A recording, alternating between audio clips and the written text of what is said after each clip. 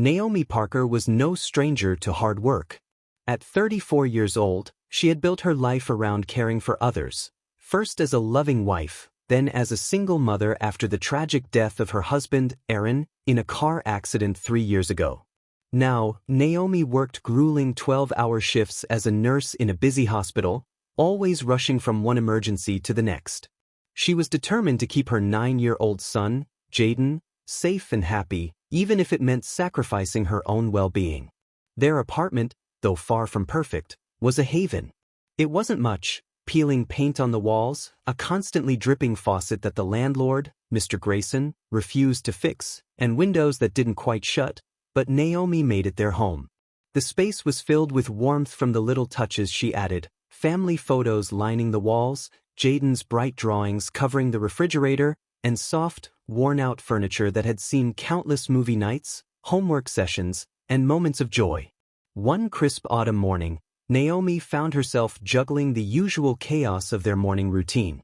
As she zipped up her jacket and reached for her nursing bag, she heard Jayden's frantic voice coming from his room. "Mom, where's my math folder?" he called, his tone edged with panic. Naomi sighed but smiled through the exhaustion. She had only moments to get everything in order before heading out the door. Holding her cup of half-drunk coffee and clutching her bag, she quickly scanned the room and found the folder buried under a stack of Jayden's comic books. "Here you go, sweetheart. Now hurry up or we're going to be late," she called back as she handed it to him. As they finally made their way out the door, a small piece of paper on the doorframe caught Naomi's eye. Her heart dropped as she saw the bold red letters: eviction notice. She couldn't breathe as she read the details. Mr. Grayson had decided to raise the rent by a staggering 40%, effective immediately. Naomi felt the floor shift beneath her feet as a wave of panic washed over her. There was no way she could afford such an increase. How could she even explain it to Jayden? Jayden, noticing his mother's stunned expression, asked softly, "What's that, Mom?" Naomi quickly folded the paper, trying to steady her hands. She flashed him a smile that she didn't feel. "It's nothing, baby. Let's get you to school," she said, masking the fear building inside. But as they walked together, Naomi's mind raced. Her salary as a nurse barely covered their current expenses, let alone a drastic rent hike. She had always been able to manage to make ends meet, but now it felt like the ground was slipping away from her. That night, after tucking Jayden into bed, Naomi sat at the kitchen table, surrounded by a mountain of bills, desperately trying to make sense of it all.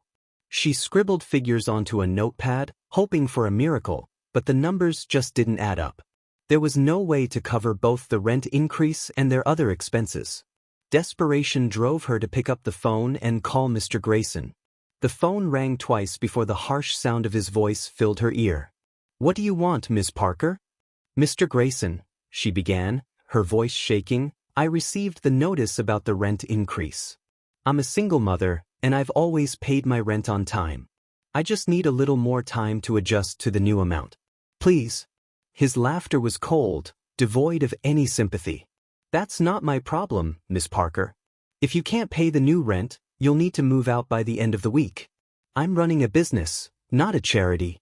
Naomi's heart clenched. "Please, Mr. Grayson. I'm just asking for a little more time. I'm trying my best." His tone turned icy, dismissive. "1 week, Miss Parker. That's all you've got?" With that, he hung up, leaving her speechless and alone with her crushing anxiety. Over the following days, Naomi worked herself to the bone, picking up extra shifts at the hospital and selling what little she had left to make ends meet. But no matter how hard she worked, the money wasn't enough. The day of the eviction arrived, bringing with it a heaviness Naomi couldn't shake. That morning, Naomi opened the door to find Mr. Grayson standing with 2 movers, his arms crossed and a smirk plastered on his face. "Time's up, Parker," he announced, his voice full of cruel satisfaction as the movers began dragging her family's belongings out onto the sidewalk.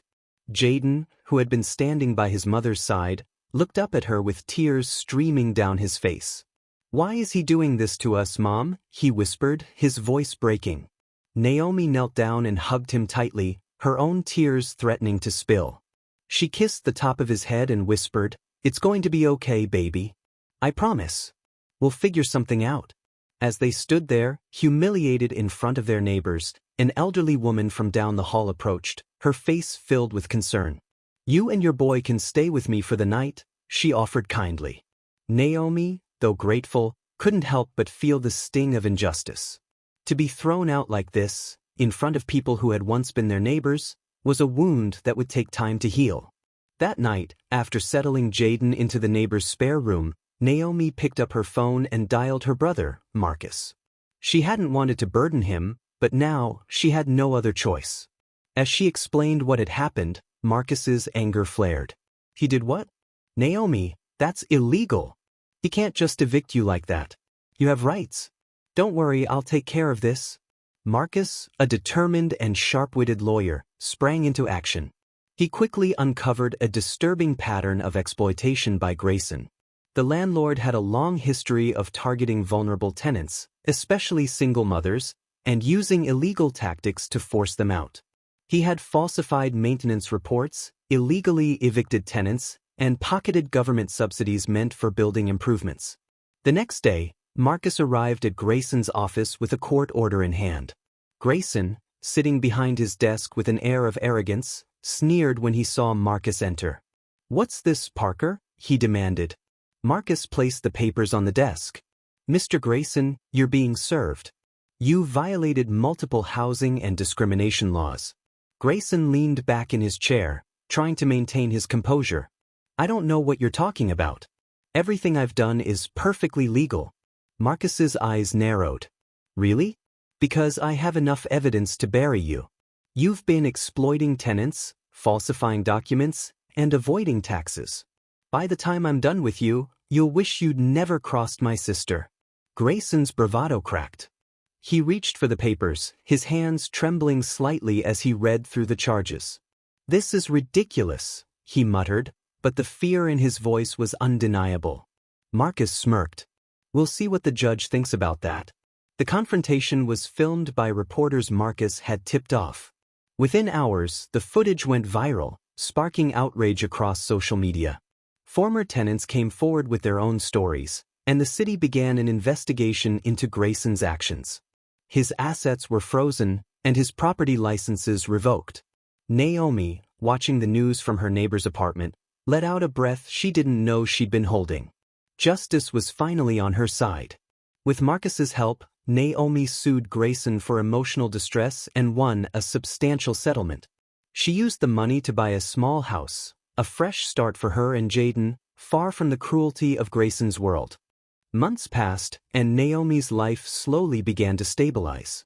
She took Jayden to the park on weekends, enjoying the moments of peace and happiness she had longed for. Jayden, too, began to thrive in his new school, making friends and excelling in his studies. One day, as they walked home from the park, they came across a group of volunteers handing out flyers. Naomi paused and picked one up. It was an advertisement for a tenants' rights organization, offering resources for those who had been exploited by landlords like Grayson. Naomi's heart stirred with purpose. She realized that she could turn her experience into something greater, helping others who were facing the same injustices. She began volunteering with the organization, attending meetings, and sharing her story. Her voice became a beacon of hope for others struggling to make ends meet. Jayden, ever proud of his mother, often accompanied her, watching her fight for justice. As for Mr. Grayson, his fall was swift. Facing a mountain of evidence, he was hit with multiple lawsuits from former tenants. His properties were seized and auctioned off, with the proceeds going to compensate those he had wronged. Ultimately, he was sentenced to prison for fraud, tax evasion, and illegal eviction practices.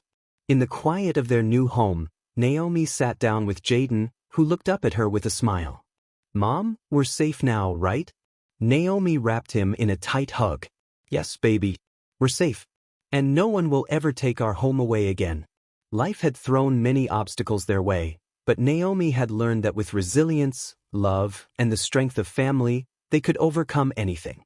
She didn't just find a new home, she found a new purpose, one that would help protect others from suffering as she had.